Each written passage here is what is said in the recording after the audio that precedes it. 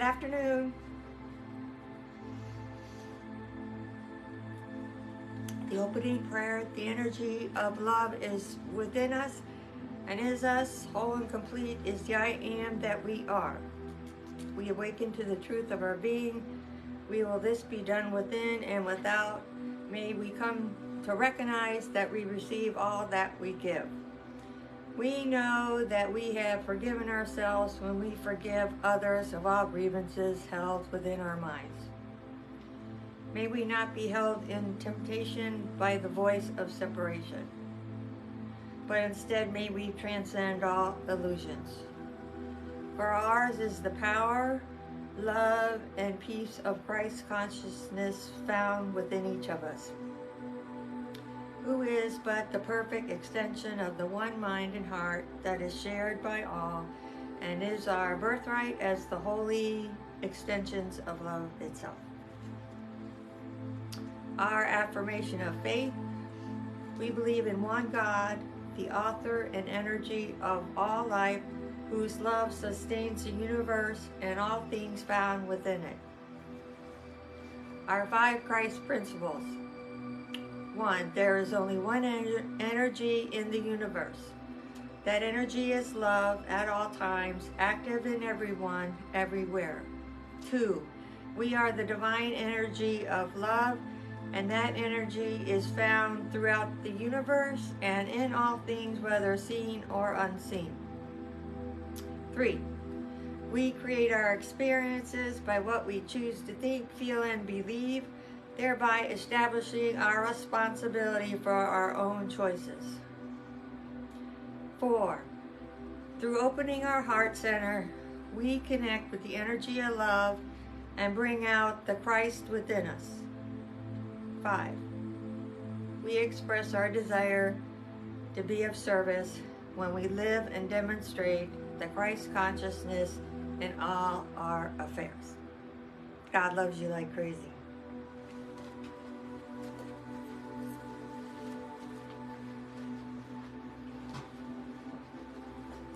Thank you, Miss Bobby.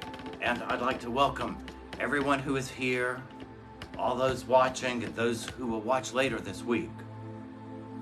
For those who are watching, those who are here, I just wanted to remind everybody at 4:30 we're having a workshop from 4:30 to 6:30 on how to live authentically. All right? And that was what I was going to speak on today, how to live authentically. And it still is, but now I'm going to wrap a little bit of a story around it, all right? Because you know how the universe works. You end up sometimes being tested to see if you really know it. And so last night at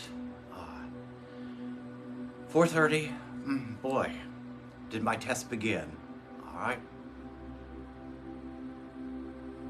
What I'd like to say about living in authenticity is, to live authentically is to live the truth of your being, not some pretend character, all right? At 4:30 last night, my phone rings. And normally I keep my phone, the ringer off, so I don't hear it, because I get a lot of phone calls, a lot. So I keep the ringer off. And the only reason I knew that my phone was ringing is because of it was in my hand, and I felt the vibration. And I checked it, and it was a local number, but I still don't answer the phone if I receive a phone call and I don't know who it is. I let it go to voicemail. Well, something inside me told me to answer it, which is rare, but I do what my intuition, what my gut, what it tells me to do, so I answered it. There was a man on the other end who,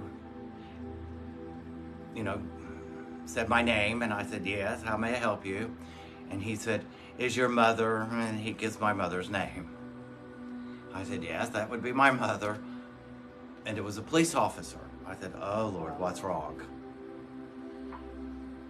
He said, I am in her neighborhood with her, but she doesn't know how to get back home. And I'm like, how did she get out? How did she get out the house, right? And I would like to say, in that moment, I did feel the fear of it. I'm not going to deny it. It arose. I allowed myself to feel it, but at the same time,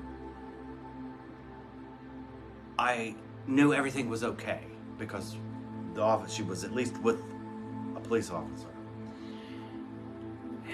And being blind, I can't just jump in the car and drive, over to her place.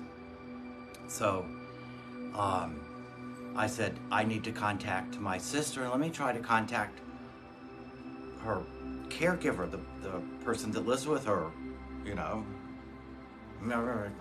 where he is at this moment. I can't imagine. Well, I called both, and it went straight, both my sister and caregiver went straight to voicemail.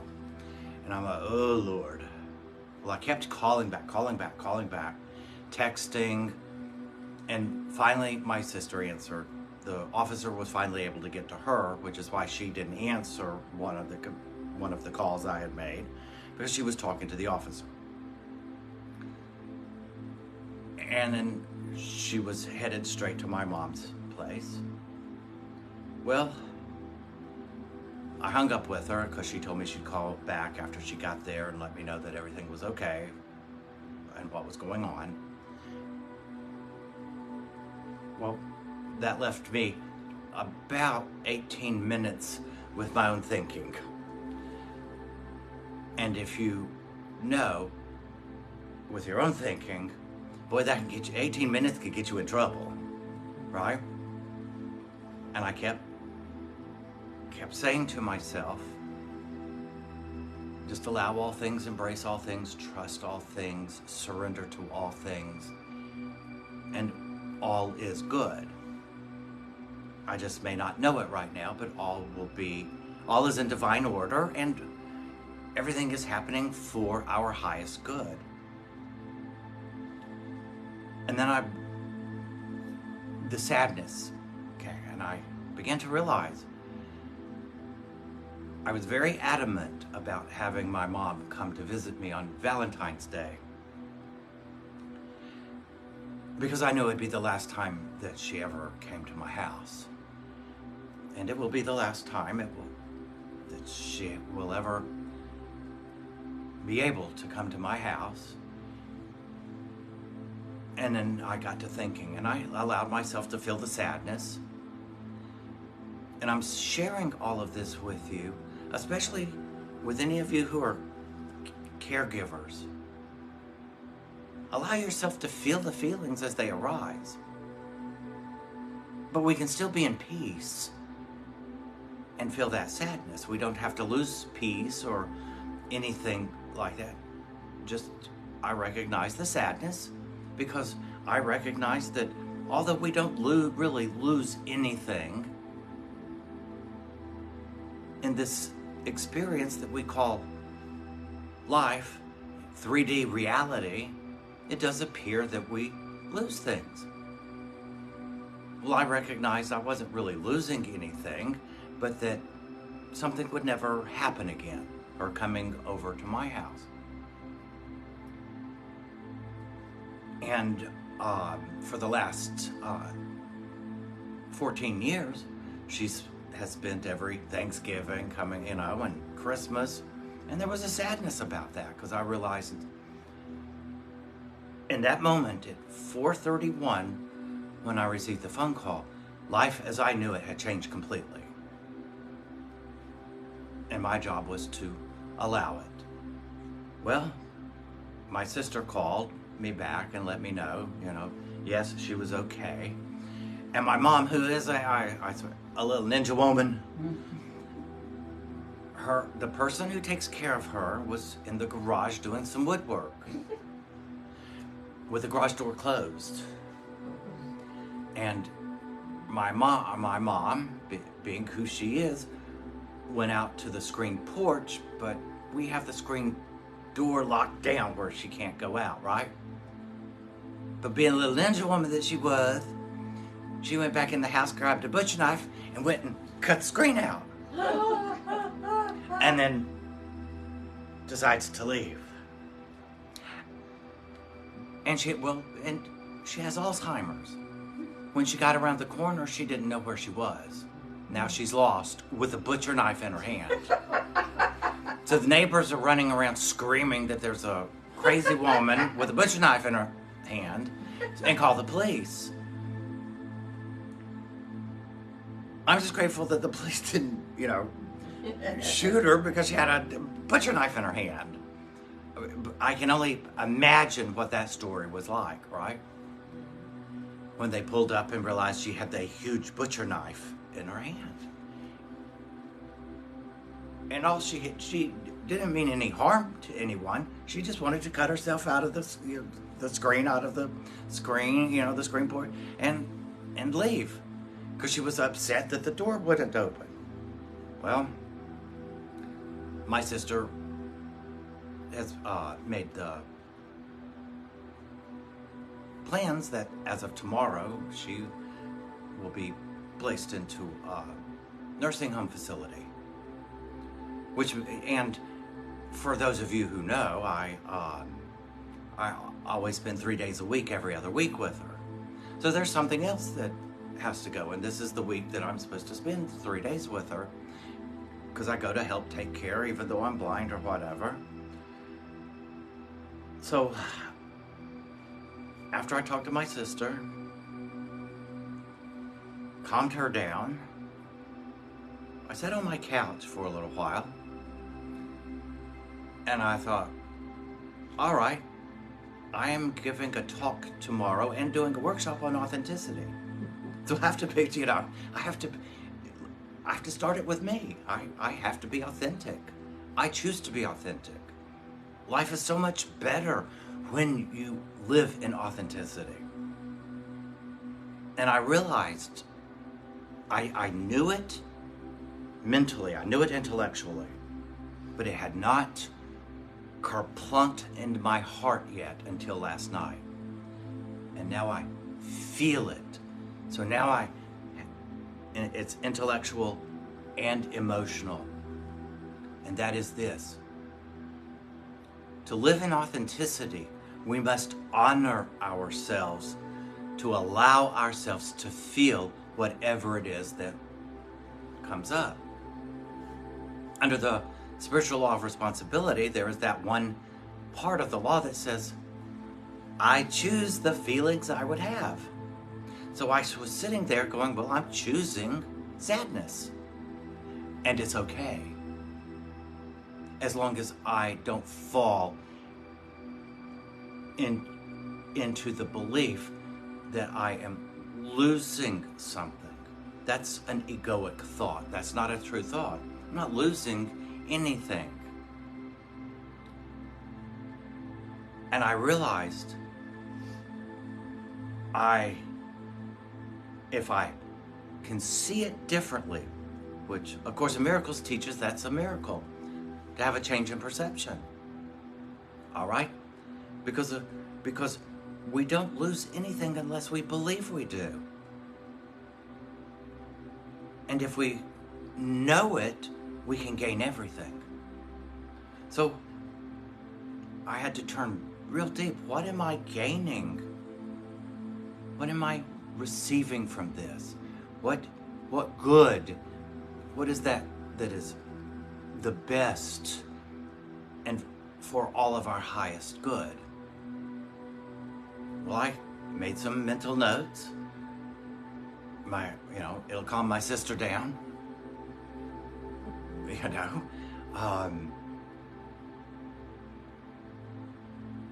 My mother, who has now gone wandering, this is the third time, as Alzheimer's patients often do, they will wander off.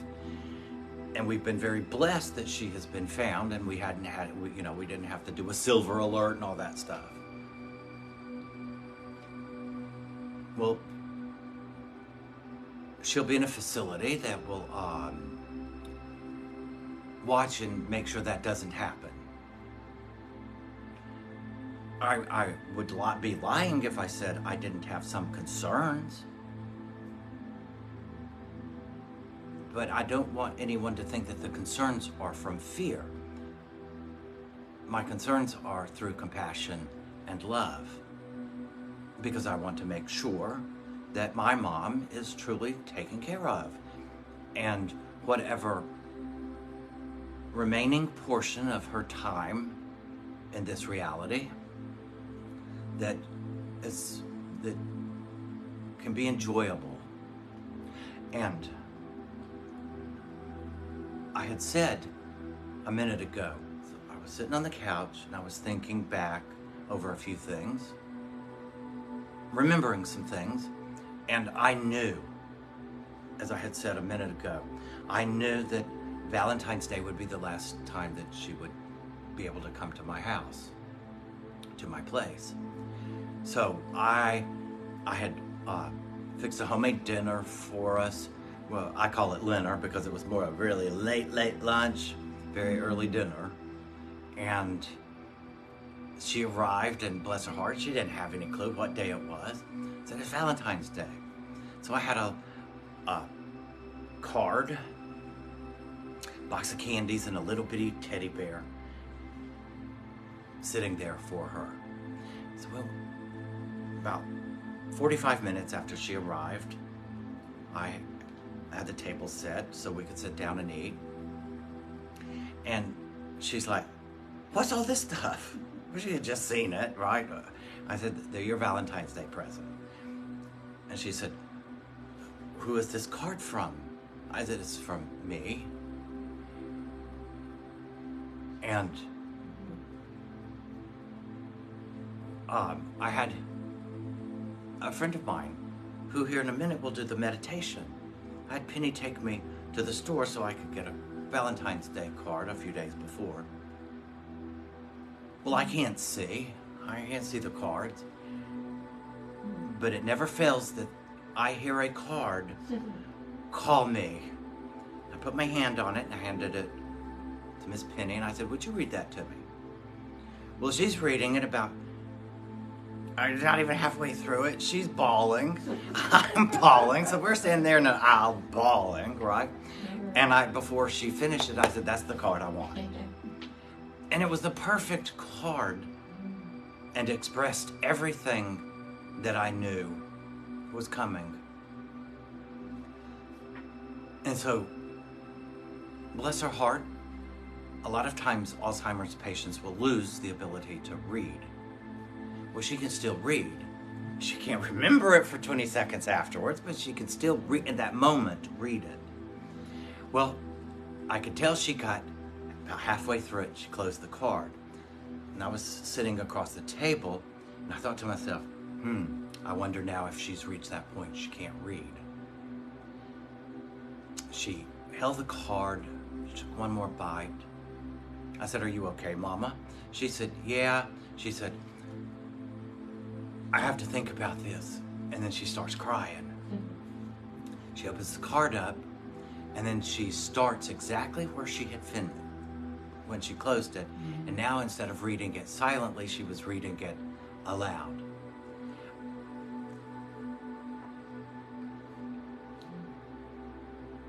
And she was crying, and I knew. And please forgive me, because at the moment it was so beautiful. And she said to me across the table how much she loved me. And that she knew. Oh, I did. She had a very lucid moment. She knew why I had done it. And she said, "This is my last time to be with you, isn't it?" No,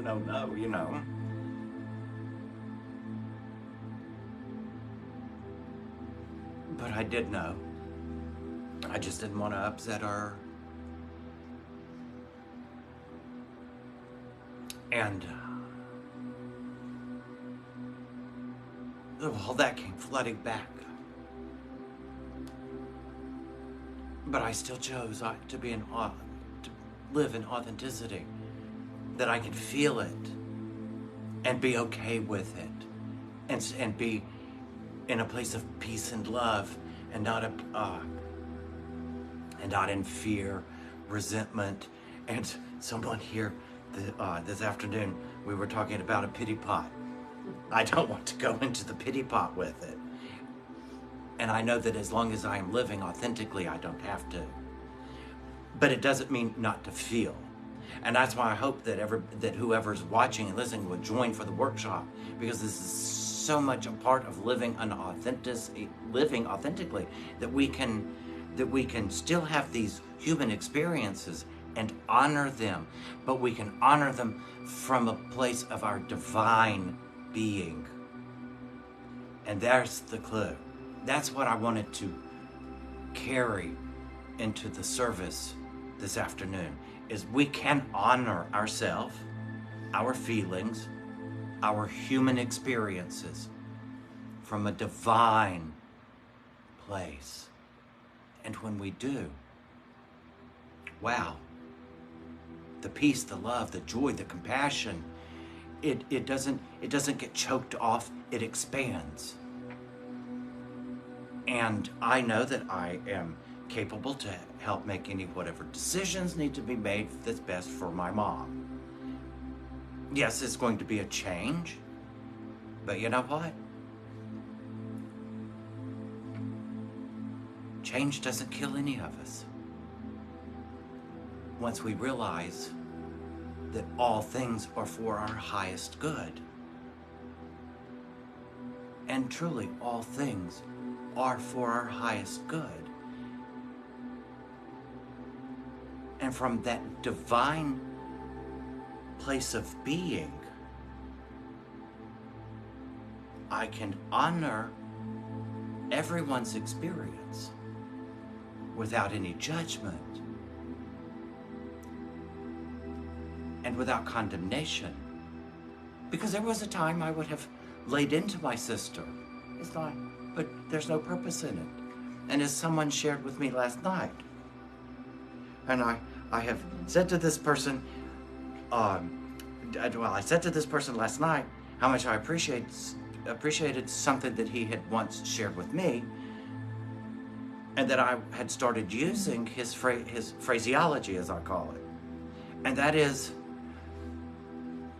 when two egos are in battle, the bigger ego always going to win. That's the way it works. The bigger ego's always going to win. But it doesn't mean the little ego isn't going to fight and fight and fight.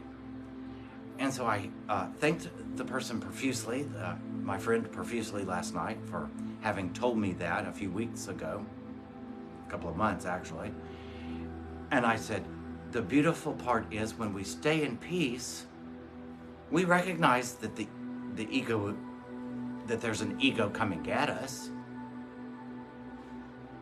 but it doesn't matter, because we know that it's just an ego, it's meaningless, and we can see the love instead of becoming angry and then becoming justified in our anger, trying to prove that we were right and they're actually wrong.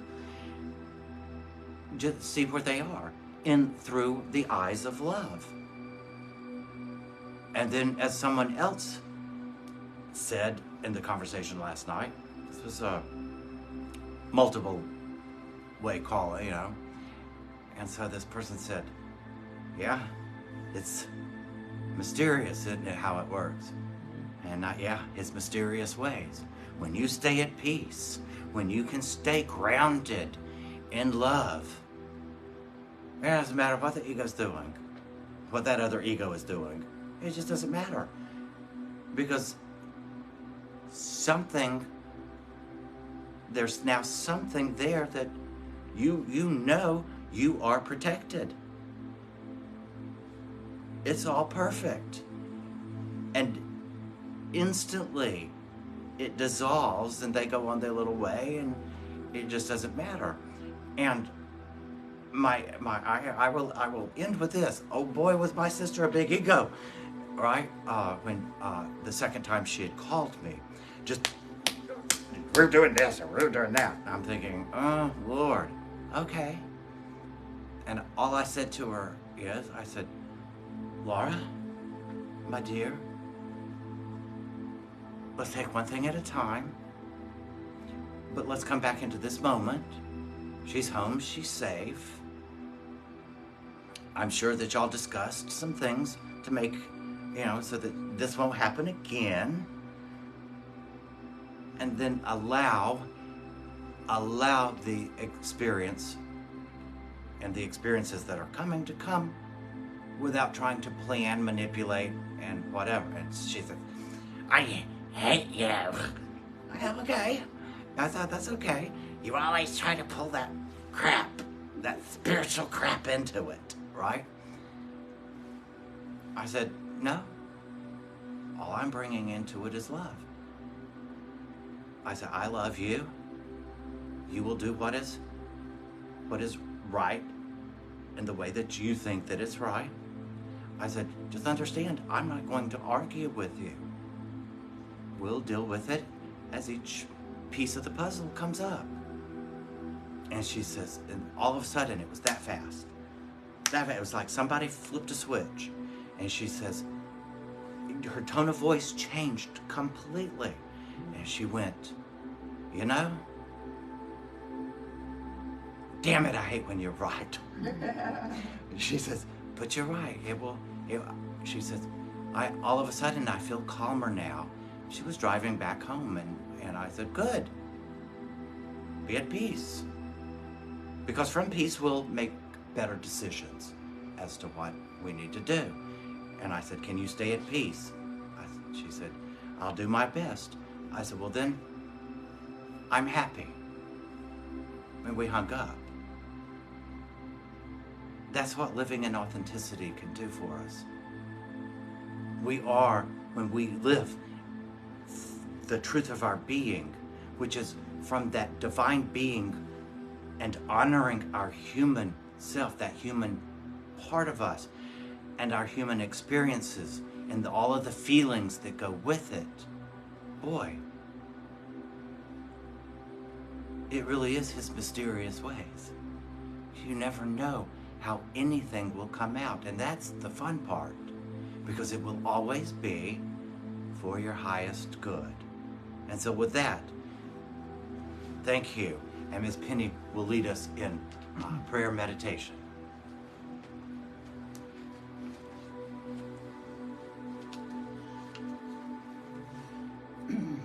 As we relax into this moment, let's take a deep breath in. Breathe in love and breathe out. Breathe in love and breathe out. Breathe in love and breathe out. And as you drop into your heart center and get comfortable in your chair, I'd like for each one of you to pick an experience that you've had in the past week or so where you felt the need to be vindicated, to be right.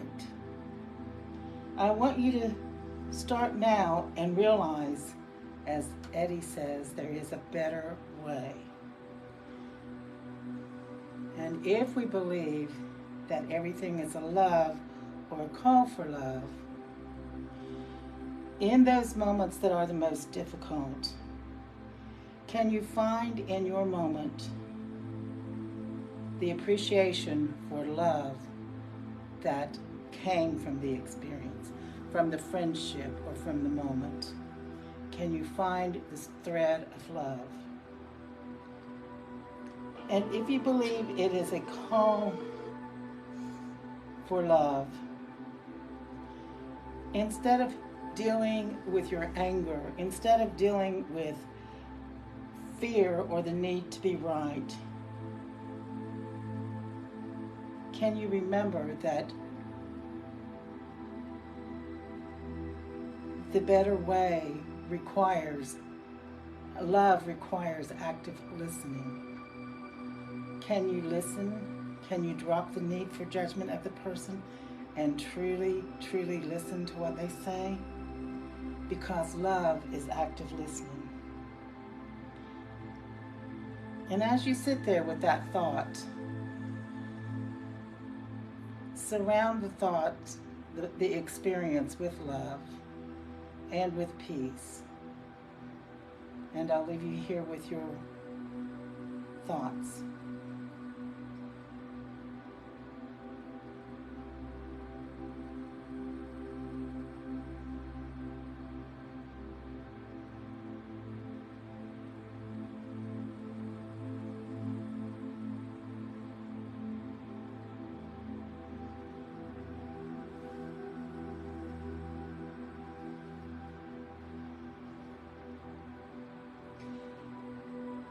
And as you've surrounded that experience with the love and the peace and gentleness of your heart, give that ball to the friend who sent the call of love, who sent the call for love.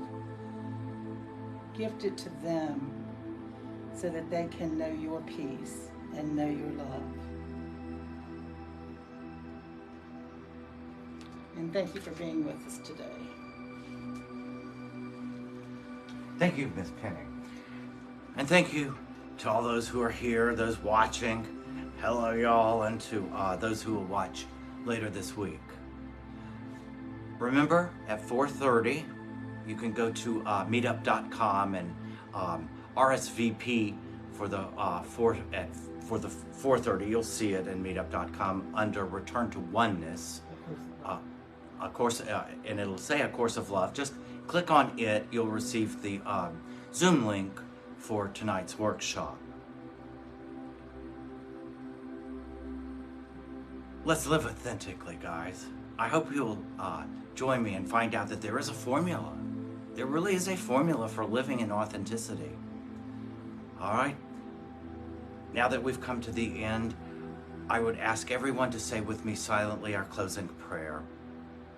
Divine love, through me, blesses and multiplies all that I am, all that I have, all that I give, and all that I receive. We give, we receive, we live in and from and through love. Amen. Thank you, guys, and have a great week.